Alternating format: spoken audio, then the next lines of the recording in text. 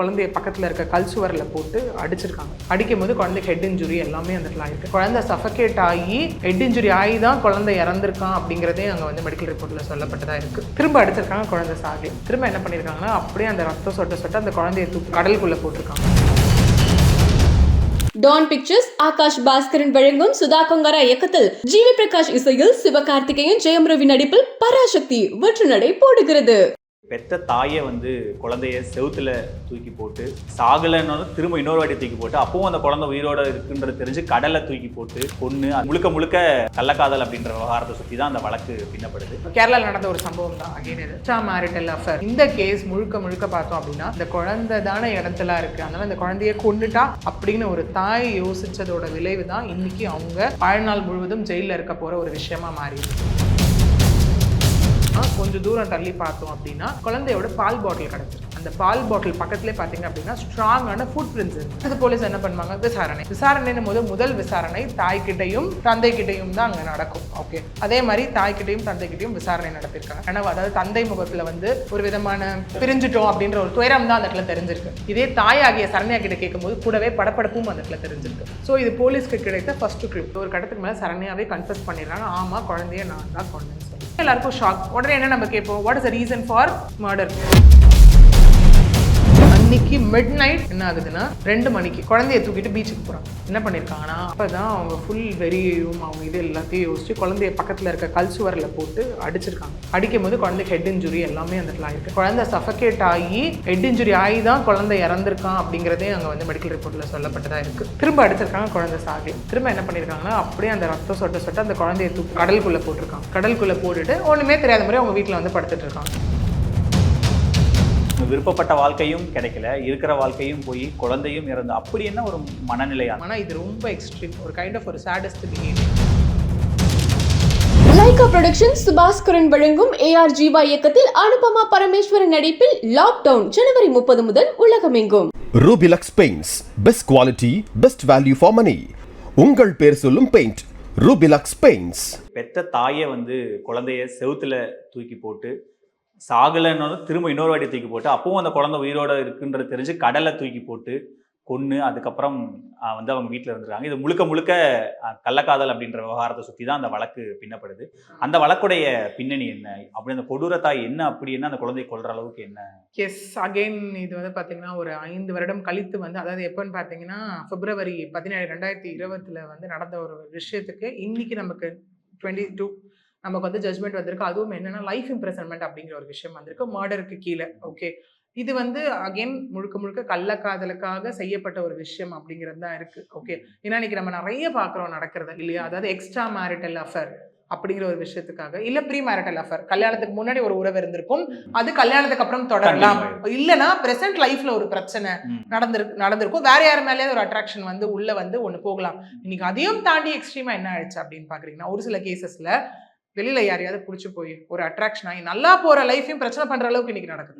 Okay, அந்த மாதிரிலாம் போகும்போது நிறைய பேர் அங்க வந்துட்டு யோசிச்சு எல்லாத்தையும் மன்னிச்சு லைஃப் அட்ஜஸ்ட் பண்ணிட்டு, ஓகே நீ யார் கூடயோ இருந்துட்டேன், உன்னை யார் கூடயோ நான் பார்த்துட்டேன், அது வந்து ஆணோ பெண்ணோ, ஹஸ்பண்ட் ஒய்ஃப் கிட்டயோ ஒய்ஃப் ஹஸ்பண்ட் கிட்டயோ, உன்னை யார் கூடயோ நான் பார்த்துட்டேன், ஏதோ நடந்துருச்சு, நம்ம குழந்தைக்காக நம்ம சேர்ந்து வாழலாம், எல்லாத்தையும் நான் மறந்துடுறேன் அப்படின்னு சொல்றதா இருக்கட்டும். அதாவது வேண்டாம், குழந்தை லைஃப்காக நம்ம வாழலாம், அதை மீறி இவ்வளோ அசிங்கத்தை நீ பண்ணிட்ட, அவங்க கூட இனிமே என்னால சேர்ந்து வாழ முடியாது, குழந்தைய அவங்க பார்த்துக்கலாம் அப்படின்னு நம்ம டிவோர்ஸ் வாங்குறதும் இருக்கு. ஓகே, சில கேசஸ்ல குழந்தைய வந்து இடைஞ்சலா நடக்கிறதும் இங்க இருக்கு. ஏன்னா யாரையாவது விரும்பியிருப்பாங்க, குழந்தைய அப்படியே விட்டுட்டு சொல்லாம கொள்ளாம கிளம்பி போயிடுவாங்க. அது மாதிரி கேசஸும் நம்ம நிறைய பார்த்துருக்கோம், பேசியிருக்கோம் இல்லையா. இந்த கேஸ் முழுக்க முழுக்க பார்த்தோம் அப்படின்னா இந்த குழந்தை தானே இடைஞ்சலா இருக்கு, அதனால இந்த குழந்தைய கொண்டுட்டா அப்படின்னு ஒரு தாய் யோசிச்சதோட விளைவு தான் இன்னைக்கு அவங்க வாழ்நாள் முழுவதும் ஜெயிலில் இருக்க போற ஒரு விஷயமா மாறி இருக்கு. ஏன்னா இந்த கேஸ் பொறுத்த வரைக்கும் பார்த்தீங்க அப்படின்னா இது நடக்கும் போது அந்த பெண்ணுக்கு வயது 22. அப்போ யோசிச்சு பார்த்துக்கோங்க என்ன இது அப்படிங்கிறது. ஏன்னா ஒரு நைட்டில் ஒரு கேரளாவில் நடந்த ஒரு சம்பவம் தான் அகைன் இது. ஓகே, அவங்க ஒரு ஏர்லி மார்னிங் எந்திரிச்சு உட்காந்து குழந்தைய காணும், ஐயோ குழந்தைய யாரோ தூக்கிட்டு போயிட்டாங்கன்னு எந்திரிச்சு உட்காந்து அழும்போது பக்கத்தில் படுத்திருந்த கணவர் பிரணவ் அவரை எந்திரிச்சு ஐயோ குழந்தைய காணும்னு சொல்லி ஆஸ் யூஷுவல் அவரு உறவினர்கள் எல்லாம் குழந்தைய வந்து தேடி போயிருக்காங்க. தேடி போகும்போது தான் அவங்க வீட்டில இருந்து பார்த்தீங்கன்னா ஒரு 50 மீட்டர்ல தான் பீச்சு. அந்த கடற்கரையில வந்து கரையோரமா அந்த குழந்தையுடைய உடல் வந்து 1.5 வயது ஆண் பிள்ளை, அந்த குழந்தையோட உடல் வந்து ஒதுங்கியிருக்கு, கரை ஒதுங்கியிருக்கு. அது கரை ஒதுங்கினோடனே என்ன ஆயிடுச்சு, இந்த 2 பக்கம் ரிலேட்டிவ்ஸ்க்கு ஆல்ரெடி இவங்களுக்குள்ள இருக்க பிரச்சனை தெரிஞ்சிருக்கு. அதனால இங்க என்ன ஆயிடுச்சு அப்படின்னு பாத்தீங்கன்னா, பிரணவோட ரிலேட்டிவ்ஸ் எல்லாம் சரண்யா மீது குற்றம் சாட்டியிருக்காங்க. நீதான் காரணம் குழந்தையோட இறப்புக்கு அப்படின்னு சொல்லி. சரண்யாவோட ரிலேட்டிவ்ஸ் எல்லாம் பிரணவ் மீது குற்றம் சாட்டியிருக்காங்க. நீதான் என்னோட குழந்தையோட இறப்புக்கு காரணம் அப்படின்னு சொல்லி அந்த மாதிரியான ஒரு விஷயங்கள் எல்லாமே அங்க நடந்திருக்கு. கூடவே இரு வீட்டாரும் எல்லாரும் சேர்ந்து போய் போலீஸ் ஸ்டேஷன்ல ஒரு கம்ப்ளைண்ட் கொடுத்துருக்காங்க. ஓகே, கம்ப்ளைண்ட் கொடுத்ததுக்கு அப்புறம் போலீஸ் ஆஸ் யூஷுவல் அந்த ஸ்பாட்டுக்கு வரும்போது குழந்தையோட உடலை வந்து கைப்பற்றி அடுத்த ப்ராசஸ் எல்லாம் பண்ணும்போது அகைன் அங்க போலீஸ் என்ன பண்ணுவாங்க, சர்க்கம்ஸ்டான்ஷியல் எவிடன்ஸ் அங்கே ஏதாவது ஸ்பாட்ல இருக்கா, என்ன இருக்கு ஏது இருக்குன்னு அவங்க வந்து அந்த இடத்துல வந்து சர்ச் பண்ண ஆரம்பிப்பாங்க. அப்படி சர்ச் பண்ணும்போது தான் கொஞ்சம் தூரம் தள்ளி பார்த்தோம் அப்படின்னா குழந்தையோட பால் பாட்டில் கிடைச்சிருக்கு. அந்த பால் பாட்டில் பக்கத்துலேயே பார்த்தீங்க அப்படின்னா ஸ்ட்ராங்கான ஃபுட் பிரிண்ட்ஸ் இருந்திருக்கு. ஓகே, இமீடியட்டா தடவியல் நிபுணர்கள், ஃபாரன்சிக் டிபார்ட்மெண்ட் எக்ஸ்பர்ட்ஸ் எல்லாருமே அங்கே கூப்பிட்டு அந்த ஃபுட் பிரிண்ட்ஸ் எல்லாத்தையும் ஸ்கேன் பண்ண சொல்லியிருக்காங்க. ஸ்கேன் பண்ணி வேற ஸ்பாட்ல இருந்த அந்த லைக் மில்க் பாட்டில் அது எல்லாத்தையும் வந்து எடுத்துட்டு போய் அவங்க ப்ராசஸை ஒரு பக்கம் ஆரம்பிச்சிருக்காங்க. அடுத்தது போலீஸ் என்ன பண்ணுவாங்க, விசாரணைன்னும் போது முதல் விசாரணை தாய்கிட்டையும் தந்தைக்கிட்டையும் தான் அங்கே நடக்கும். ஓகே, அதே மாதிரி தாய்கிட்டையும் தந்தைக்கிட்டையும் விசாரணை நடத்திருக்காங்க. காமன் கொஸ்டின்ஸா சிலது கேட்டிருக்காங்க. என்னன்னா, உங்க குழந்தைக்கு நடக்க தெரியுமா, உங்க குழந்தை நடப்பாங்களா, நடக்கும் போது தூக்கத்தில் நடக்கிற பழக்கம் இருக்கா, ஏன்னா ஒருவேளை நைட் ஏதாவது எழுந்து அப்பா அம்மா தூங்கிட்டு இருக்கும் போது நடுவில் அப்படியே பீச்சுக்கு போயிடுச்சோ குழந்தை, அப்படிங்கிற மாதிரியான கேள்விகள் எல்லாமே அங்கே கேட்கப்பட்டதாகவும் சொல்லப்படுது. இந்த கேள்விகள் கேட்கப்படும் போது பிரணவ், அதாவது தந்தை முகத்துல வந்து ஒரு விதமான லைக் பிரிஞ்சுட்டோம் அப்படின்ற ஒரு துயரம் தான் அந்த இடத்துல தெரிஞ்சிருக்கு. இதே தாயாகிய சரண்யா கிட்ட கேட்கும்போது கூடவே படப்படப்பும் அந்த இடத்துல தெரிஞ்சிருக்கு. ஸோ இது போலீஸ்க்கு கிடைத்த ஃபர்ஸ்ட் க்ளூ அந்த இடத்துல. ஸோ இது ஒன்று. கூடவே அவங்க என்ன பண்றாங்க அப்படின்னா, சரி ஓகே அப்படின்னு சொல்லிட்டு அவங்க சில கேள்விகள், அடுக்கடுக்கான கேள்விகள் வந்து சரண்யாவை நோக்கி கேட்குறாங்க. நோக்கி கேட்கும்போது ஒரு கட்டத்துக்கு மேலே சரண்யாவே கன்ஃபஸ் பண்ணிடுறாங்க, ஆமா குழந்தைய நான் தான் கொண்டேன்னு சொல்லி. கூடவே போலீஸ் இன்னொன்று என்ன நோட் பண்றாங்கன்னா, அவங்க சாரி ஃபுல்லா பீச் பண்ணல நோட் பண்றாங்க. ஓகே, ஸோ நீ நான் தான் கொலை பண்ணேன்னு சொன்னேன், எல்லாருக்கும் ஷாக். உடனே என்ன நம்ம கேட்போம், what is the reason for murder, என் குழந்தைய கில்லிங் த சைல்டு என்ன ரீசன் அப்படின்னு கேட்கும்போது அப்பதான் அவங்க ஷாக்கிங்காக சொல்றாங்க. அவங்க வந்து கேரளா கண்ணூர் தையல் பகுதியை சார்ந்தவங்க. நான் சார்ந்தவள், இந்த மாதிரி எனக்கு வந்து கொஞ்சம் வருஷம் முன்னாடி பிரணவ் கூட எனக்கு மேரேஜ் ஆச்சு. பட் மேரேஜ் ஆன நாள்லேருந்து எங்களுக்குள்ள பிரச்சனை தான். சும்மா பேசினாலே எங்களுக்குள்ள அது வாக்குவாதமாக மாறும், சண்டையாக எங்களுக்குள்ள மாறிடும். இந்த மாதிரி சண்டைலாம் போயிட்டு இருக்க போது அப்பதான் அந்த பர்சன் வந்து உள்ள வந்து அந்த பர்சனுக்காக பண்ண ஒரு விஷயமாக தான் இதெல்லாமே இருக்கு இன்னைக்கு. ஓகே, அதாவது பிரணவோடைய ஃப்ரெண்டு வந்து நிதின் உள்ள வந்துட்டு எங்களுக்குள்ள சமாதானப்படுத்த வீட்டுக்கு வருவாரு. நிதின் வந்து பிரணவ் தேடி வீட்டுக்கு வர்றது, அப்புறம் சமாதானப்படுத்துறது, இல்லை அதெல்லாம் இல்லை சரியாயிடும் பார்த்துக்கலாம் அப்படின்னு சமாதானப்படுத்துறது. ஒரு கட்டத்துக்கு மேலே ஃபோன் கான்வர்சேஷன் இவங்களுக்குள்ள வருது. அதாவது யாருக்குள்ளனா சரண்யாக்குள்ளேயும் தன்னுடைய கணவருடைய நண்பர் நிதின்குள்ளேயும் ஃபோன் கான்வர்சேஷன் வந்ததா சொல்லப்படுதுங்க. ஓகே, ஸோ ஃபோன் கான்வர்சேஷன் இந்த இடத்துல வருது. அந்த ஃபோன் கான்வர்சேஷன்லேருந்து 2 பேரும் பேசுகிறாங்க. அதுக்கப்புறம் 2 பேருக்கும் இங்கே வந்து என்ன ஆகுது அப்படின்னா நெருக்கம் அதிகமாகுதுன்னு சொல்லப்படுது. ஓகே, நெருக்கம் அதிகமாகி இவங்க சரண்யா வந்து கூடவே வந்துட்டு குழந்தைக்காக தான் நான் பார்க்குறேன், குழந்தைக்காக தான் நான் வாழ வேண்டியதாக இருக்கு. யூஸ்வலாக எல்லாரும் சொல்கிற கான்டெக்ஸ்ட் தானே அது. குழந்தைக்காக தான் நான் பிரணவ் கூட வாழ வேண்டியதாக இருக்கு அப்படின்னு சொல்லும் போது உடனே இவர் என்ன சொன்னதா சொல்லப்படுதுங்க, நிதின் வந்துட்டு அப்படின்னா நான் ஈஸியாக டிவோர்ஸ் வாங்கிடலாமே, டிவோர்ஸ் இது வந்து காமனாக இது. ஓகே, அதை தாண்டி அவர் சொன்னதாகவும் இந்த இடத்துல இருக்கு, குழந்தை இல்லைனா கூட நான் உன்னை ஏற்றுட்டு இருந்திருப்பேன், உன் கூட நான் வாழ்ந்திருப்பேன் அப்படின்னு சொன்ன ஒரு விஷயம் சரண்யாவை ரொம்ப யோசிக்க வச்சிருக்கு. அந்த இடத்துல யோசிக்க வச்சு சரண்யா என்னன்னா, அப்போ இந்த குழந்தை தானே எல்லாத்துக்கும் இடைஞ்சலா இருக்கு, அப்போ இந்த குழந்தைய நம்ம கொண்டுட்டா நானும் நித்தினும் சேர்ந்து வாழ்ந்துடலாம் இந்த இடத்துல அப்படிங்கிற ஒரு விஷயம் இருக்கு. இது எதுவுமே பிரணவுக்கு தெரியல. இவங்களுடைய நெருக்கம் இது எதுவுமே வந்து அந்த இடத்துல வந்து பிரணவுக்கு தெரியல. இது நிறைய கேசஸ்ல நடக்கக்கூடிய ஒரு விஷயமா தான் இருக்கு இல்லையா? ஸோ இந்த மாதிரியான ஒரு விஷயம் இருக்கும்போது அவங்க என்ன பண்றாங்க அப்படின்னா, அதாவது மறுநாள் விடிய காலையில இந்த வந்து அவங்க கூச்சலிட்டு இந்த மாதிரி விஷயம் எல்லாமே நடக்குது இல்லையா? அன்னைக்கு மிட் நைட் என்ன ஆகுதுன்னா 2 மணிக்கு குழந்தைய தூக்கிட்டு பீச்சுக்கு போறாங்க. எல்லாரும் தூங்கின அந்த டைம் நமக்கே தெரியும், அந்த 2 to 5 அதெல்லாம் நல்லா எல்லாம் ஆழ்ந்து உறங்குற ஒரு டைம், 2 to 4 அந்த மாதிரி. ஸோ அவங்க வந்து குழந்தைய தூக்கிட்டு போகும்போது குழந்தை அந்த சில் காத்தெல்லாம் பட்டோடனே குழந்தை அழ ஆரம்பிக்கிறாங்க. அழ ஆரம்பிக்கும் போது என்ன பண்றாங்க, கையிலே பால் பாட்டிலையும் எடுத்துட்டு போயிருக்காங்க.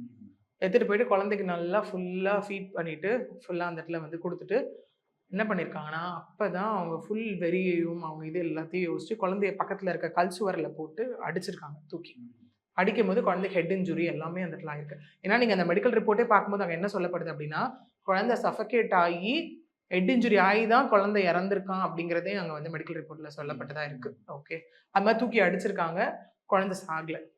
திரும்ப அடிச்சிருக்காங்க, குழந்தை சாகலை. திரும்ப என்ன பண்ணியிருக்காங்கன்னா, அப்படியே அந்த ரத்தம் சொட்ட அந்த குழந்தைய தூக்கி இது கடலுக்குள்ள போட்டிருக்காங்க. கடலுக்குள்ள போட்டுட்டு ஒண்ணுமே தெரியாத மாதிரி அவங்க வீட்டில் வந்து படுத்துட்டு இருக்காங்க. படுத்துட்டு காலையில எழுந்திரிச்சு தான் இந்த மாதிரி சம்பவம் எல்லாம் நடந்தது. இதனாலதான் நான் வந்துட்டு என்ன பண்ணேன் அப்படின்னா, நான் வந்து குழந்தைய வந்து கொலை பண்ணேன் அப்படின்னு சொன்னதுனால போலீஸார் என்ன பண்றாங்க அப்படின்னா முதல்ல வந்துட்டு இதை அரெஸ்ட் பண்றாங்க, சரண்யாவை அரெஸ்ட் பண்றாங்க. 9 நாள் கழிச்சு என்ன பண்றாங்கன்னா நிதினையும் இங்க வந்து அரெஸ்ட் பண்றாங்க. அரெஸ்ட் பண்ணி இங்க செக்ஷன்ஸ் பார்த்தோம் அப்படின்னா அதாவது மர்டர் போடுறாங்க 2 பேர் மேலேயும், லைக் 302 மர்டர், அப்புறம் வந்து பார்த்தீங்கன்னா கிரிமினல் கான்ஸ்பிரசி செக்ஷன் 120B, அதுக்கப்புறம் செக்ஷன் 109 அபாட்மெண்ட், இதெல்லாம் வந்து நிதின் மீதும் போடப்படுது. இந்த செக்ஷன்ஸ் நிதின் மீது. கிரிமினல் கான்ஸ்பிரசி அதாவது வந்து கூட்டாக சேர்ந்து இவங்க பண்ணாங்களா, அதாவது இவர் தூண்டி குழந்தை இல்லைனா இவர் தூண்டி அவங்க அந்த செயலை செய்தாங்களா அப்படிங்கிற மாதிரி செக்ஷன்ஸ் எல்லாமே போடப்பட்டது. இது இவ்வளோ இது வந்துட்டு அதாவது அங்கே இருக்க அடிஷனல் செஷன் கோர்ட்டில் நடந்த ஒரு விஷயம். 5 வருடமா இது வந்து ஹியரிங் வந்து எல்லா என்கொயரி எல்லாமே முடிஞ்சு இன்னைக்கு சரண்யா அந்த கேஸ்ல கன்விக்ட்னும் நிதின் அந்த கேஸ்ல அக்விட்டலும் கொடுக்கப்பட்டிருக்கு. ஓகே, ஏன் அந்த அக்விட்டல் அப்படின்னு பார்த்தோம் அப்படின்னா இங்க கேட்கலாம், அந்த கிரிமினல் கான்ஸ்பைரிங் ஆக்ட் இல்ல பிளஸ் கூடவே அபாட்மெண்ட் இல்ல, அந்த சார்ஜஸ்லாம் அது வந்து அது ஆகல மேட் ஆகல அப்படின்னு சொல்லப்பட்டிருக்கு. என்ன அப்படின்னா கிரிமினல் கான்ஸ்பைரசி அப்படின்னா இருவரோ அல்லது இருவருக்கு மேற்பட்டவர்களோ கூட்டாக சேர்ந்து ஒரு சதி திட்டம் செய்வதற்காக ஒரு செயல் வந்து செய்யணும் அப்படிங்கிறதுக்காக ஒரு பிளான் போடுறது. இங்க இவர் என்ன சொல்லதான் இங்க வந்து இருக்கு, குழந்தை இல்லைனா கூட நான் உன்னை ஏத்திருப்பேன் அப்படிங்கிறது, குழந்தைய நீ கொன்னுடுன்ற மாதிரி இல்ல. ஓகே, அந்த மாதிரி ஒரு விஷயம் வந்து இந்த இடத்துல கிடையாது இல்லையா. கூடவே வந்து அபாட்மெண்ட் தூண்டுதல், குழந்தைய கொண்டுடு அந்த மாதிரி எந்த தூண்டுதலும் இங்க ப்ரூவ் ஆகலை அப்படிங்கிறதுக்காக அவரு அக்விட்டலும், இவங்க வந்து இங்க வந்து என்னன்னா based on the circumstantial and scientific evidence எல்லாத்தையும் வச்சு இவங்க இங்க வந்து இன்னைக்கு ஜட்மெண்ட் கொடுக்கப்பட்டு நிரந்தரமா அப்புறம் வந்து ஜெயிலையும் அடைக்க. அவரு விடுதலை ஆயிட்டாரு, இவங்க விருப்பப்பட்ட வாழ்க்கையும் கிடைக்கல, இருக்கிற வாழ்க்கையும் போய் குழந்தையும் இறந்து, அப்படி என்ன ஒரு மனநிலை அந்த இடத்துல நம்ம அதை செஞ்சே ஆகும். இன்னைக்கு நிறைய வந்து பார்த்தோம் அப்படின்னா நமக்கு வந்து நிறைய லைக் கேசஸ்ல இருக்கக்கூடியது நம்மளால பார்க்க முடியுது. ஓகே, ஏன்னா நம்ம வந்து நிஜமா இது டு அன் எக்ஸ்ட்ரீம் இதெல்லாம். ஓகே, இந்த நிறைய இந்த குழந்தைகளை கொல்றது, இப்ப சமீபத்தில் அந்த பிரியாணி விவகாரம் தொடர்பாக கூட ஒரு குழந்தை தான் மரணம், எல்லாத்துக்கும் இந்த குழந்தைகளை தான் அவங்க கொல்றாங்க. ஒண்ணு வந்து பாத்தீங்க அப்படின்னா இந்த மாதிரி விட்டுட்டு போறதுக்காக குழந்தைங்களை கொலை பண்றது, இல்லைன்னா ஹஸ்பண்ட் அண்ட் ஒய்ஃப் பிரிஞ்சிருப்பாங்க, அந்த ஹஸ்பண்ட் வந்து இன்செக்யூரிட்டினால ஓகே என்ன ஆகுது அப்படின்னு பாத்தீங்கன்னா இங்க வந்து குழந்தைங்களையும் ஒய்ஃபையும் கொல்ற கதைகளும் நம்ம கேட்டிருக்கோம். ஏன்னா அந்த மாதிரி ஒரு கேஸுமே நம்ம வந்து முன்னாடி பார்த்திருக்கோம். இதே அவர் வெளியூர்ல இருக்கும் போது அவங்க வந்து ஊர்ல இருந்து விவசாய வேலையெல்லாம் பார்த்துட்டு இருந்தாங்க. இவர் வரும்போது வைஃப் ஐயோ நம்ம இல்லாத யார் கூட பேசுறாளான்னு சந்தேகப்பட்டு அங்க வந்து ஒய்ஃபையும் அருவாளால வெட்டிட்டு வந்த 3 குழந்தைகளையும் அருவாளால வெட்டிட்டு சந்தேகம் வரக்கூடாது அவரும் ஒரு கையை வச்சுட்டு பின்னாடி கிணத்துக்கிட்ட போய் விழுந்த கதையெல்லாமே இருக்கு அந்த இடத்துல. ஓகே, ஸோ இந்த மாதிரி கேசஸும் நான் இருக்கு. இதே மாதிரி ஒரு கேஸ் வந்துட்டு அதாவது டெத் பெனால்ட்டி அவார்ட் பண்ணப்பட்ட கேசஸும் இருக்கு. தன்னுடைய காதலனுடன் சேரணும் அப்படின்றதுக்காக தன்னுடைய அவன் வந்து வறுமையில இருக்கான், அவன் வந்து ஏத்த ஒரு ஜோடி கிடையாதுன்றதுக்காக வீட்டுல எதிர்த்தாங்க அப்படிங்கிறதுக்காக கை குழந்தை உட்பட அருவாளால வெட்டியும் கழுத்தை நெரிச்சும் கொலை பண்ண கேசஸும், அது டெத் பெனால்ட்டி கொடுத்த கேசஸும் நம்ம இருக்கு. ஓகே, இது எப்படின்னா எனக்கு யாரும் வேணாம், நான் ஆசைப்பட்டவன் எனக்கு இருந்தா போதும் அப்படிங்கிற ஒரு விஷயம். இந்த மாதிரி ஒரு கேசஸ்ல தான் நிறைய பெண்கள் இல்ல ஆண்கள் என்ன பண்ணுவாங்கன்னா தான் விரும்பியவங்களோட எக்ஸ்ட்ரா மேரிட்டல் அஃபேருக்காக ஒன்று இருந்துச்சு, அட்ராக்ட் ஆயிட்டாங்க அப்படின்னா ஒன்று குழந்தைய வந்து விட்டுட்டு சொல்லாம கொள்ளாம கிளம்பி போறது, இல்லைன்னா பேசிட்டு குழந்தைய ஹஸ்பண்ட் கிட்டே கொடுத்துட்டு இல்லை ஹஸ்பண்ட் ஒய்ஃப் கிட்டே குழந்தைய கொடுத்துட்டு அங்க வந்துட்டு அடுத்ததை நோக்கி நகர்றது, இந்த மாதிரியான விஷயம். ஆனா இது ரொம்ப எக்ஸ்ட்ரீம், ஒரு கைண்ட் ஆஃப் ஒரு சாடஸ்ட் பிஹேவியர். எனக்கு யார் வந்து அங்க தடங்களா இருப்பா? இதே நம்ம பார்த்துமே ட்ரம்குள்ள வந்துட்டு நடந்த ஒரு நார்த்ல நடந்த ஒரு கேஸ், தன்னுடைய அது வந்து கல்யாணத்துக்கு முன்னாடி இருந்த ஒரு பழக்கம் திரும்ப அவன் என்ட்ரி கொடுத்ததுனால ஹனிமூன் வந்துட்டு ஐ மீன் கொஞ்சம் கல்யாணம் கொஞ்ச நாள் இவங்க ஒரு ட்ரிப்பு போயிட்டு அவங்களை கொண்டு அதை பார்த்த குழந்தை தானே கடைசியில் எவிடன்ஸ், நான் பார்த்தேன் அம்மா வந்துட்டு அப்பா அதுக்குள்ள இது பண்ணாங்க, அந்த சிமெண்ட் கலவையெல்லாம் உள்ள ஊற்றி பண்ண கேசஸும் நம்ம பார்க்குறோம். ஸோ இன்னைக்கு நம்ம சொல்றோம் நிறைய பெண்களும் வெளியே வரணும், பெண்களும் முன்னேறணும் அப்படிலாம் சொல்றோம். பட் ஆண்களுக்கு பெண்கள் வந்து முன்னாடி இந்த மாதிரியான கேசுகள் நம்ம இப்ப சமீபத்துல நீங்க சொல்ற மாதிரி 22 வயசு ஓரளவுக்கு காலேஜ் படிச்சுட்டு ஓரளவு கல்வி இது சார்ந்தா நம்ம மெச்சூரிட்டி இல்லைன்னா சொல்லலாம், இதை பண்ணா நமக்கு என்ன நடக்கும்னு தெரியும். அட்லீஸ்ட் நம்ம இந்த லைஃப் நமக்கு பிடிக்கலன்னா டிவோர்ஸ் ஆப்ஷன் இருக்கு, குழந்தை இருந்தா இன்னைக்கு எல்லாரும் மியூச்சுவல் பேரண்டிங்னு ஒரு இன்னும் நல்ல கான்செப்ட் கோ பேரண்டிங் பண்ணிக்கிறாங்க. இவ்வளவு சட்டத்திலேயே இதுக்கான வாய்ப்புகள் இருக்கு. பிடிக்கலன்னா ஒரு குடும்பத்தை எதிர்கொள்ளணும், ஒரு சமூகத்தை எதிர்கொள்ளணுன்றதுக்காகவே என்னோட குழந்தைய கொண்டுட்டு எனக்கு என்னோட இது பண்ணிக்குவேன்ற அந்த குவாலிட்டி எங்கிருந்து? இப்ப இங்கே இதே நிதின் வந்துட்டு குழந்தை இல்லைன்னா உனக்கு கல்யாணம் பண்ணிப்பேன்னு சொன்ன கான்செப்ட் அவங்க வேற மாதிரி எடுத்துருக்கலாம். ஓகே, எனக்கு இந்த லைஃப் பிடிக்கலையா, சரி அதுவே மிகப்பெரிய தவறு தான். ஓகே, ஒரு லைஃப்ல இருந்துட்டு இன்னொருத்தரை பார்த்து அட்ராக்ட் ஆகி விட்டுட்டு போறதுன்றதே ஒரு கைண்ட் ஆஃப் துரோகம் தான். பட் அவங்க உள்ள என்னென்ன ஃபேஸ் பண்றாங்கன்றது தட் இஸ் செகண்டரி, அது அவங்களுக்கு தான் தெரியும் இல்லையா. ஸோ அந்த மாதிரி இருக்கும்போது அது பேசிட்டு குழந்தைய கொண்டு போய் விட்டுட்டு நீ பார்த்துக்கோ நான் இந்த மாதிரி போறேன்னா ஓகே ஃபைன். இல்லை இன்னொன்று என்ன அப்படின்னா குழந்தையை கொண்டுட்டு தன்னுடைய கணவர் மீது பழி போட்டு சிறைக்கு அனுப்புவதற்கான பிளானாவும் இது அவங்க பண்ணதாகவும் இருக்கு. ஓகே, இந்த மாதிரி எங்களுக்குள்ள பிரச்சனைங்க, அந்த ஆத்திரத்துல வந்து அவன் குழந்தைய கொண்டுட்டான் அப்படின்னு கூட அவங்க கதையை திருப்பி இருக்கலாம். இந்த இடத்துல ஒரு கடத்துக்கு மேல ரொம்ப திருப்பி கொஸ்டின் கேட்கும்போது அவங்க அதை எக்ஸப்ட் பண்ணிட்டாங்க. ஓகே, ஏன்னா இந்த மாதிரியான பெண்களும் இன்னைக்கு இருந்துட்டு தான் இருக்கு. நான் சொன்னேன் இல்லையா, அவங்களுக்கு ஒரு கட்டத்துக்கு முன்னாடிலாம் வந்து பிடிக்கலையா பிரிஞ்சிருப்பாங்க. அதுக்கப்புறமா அது எப்படி அடுத்த கட்டம் நோக்கி போச்சு அப்படின்னா, பிடிக்கலையா பிரிஞ்சிருவாங்க. ஒரு நல்ல பர்சன் தேடி வந்தா, அதுவும் தன்னுடைய குழந்தைக்காக கல்யாணம் பண்ணவங்களும் நிறைய பேர் இருக்காங்க. ஓகே, இன்னைக்கு ஒரு அஃபேர் இருக்கும், அதனால பிரிஞ்சு போறவங்க இருக்காங்க. இன்னைக்கு ஒரு லைஃப் நல்லா போயிட்டு இருக்கு. ஆக்சுவலி ஒரு லைஃப் நல்லா போயிட்டு இருக்க ஒரு லைஃப் இருக்குன்னு வச்சுக்கோங்களேன். யார் மீதாவது ஒரு அட்ராக்ஷன் வந்துருச்சு, ஒன்னு விட ஒன்னு பெஸ்ட், லைக் இந்த ஃபேண்டசி வேர்ல்டு, அதுக்குள்ள போகும்போது நல்லா இருக்க லைஃபே பிரச்சனை பண்ணிட்டு வெளியில போறவங்களும் இன்னைக்கு இந்த மாதிரியான ஒரு வளர்ச்சி இருந்துட்டு தான் இருக்கு. ஆன நெகட்டிவ் நோட்.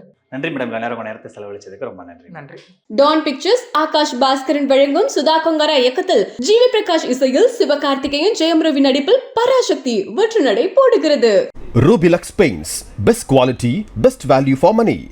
உங்கள் பேர் சொல்லும் paint Rubilux Paints. Lyca production Subaskaran வழங்கும் ஏஆர் ஜீவா இயக்கத்தில் அனுபமா பரமேஸ்வரன் நடிப்பில் லாக்டவுன் ஜனவரி 30 முதல் உலகமெங்கும்.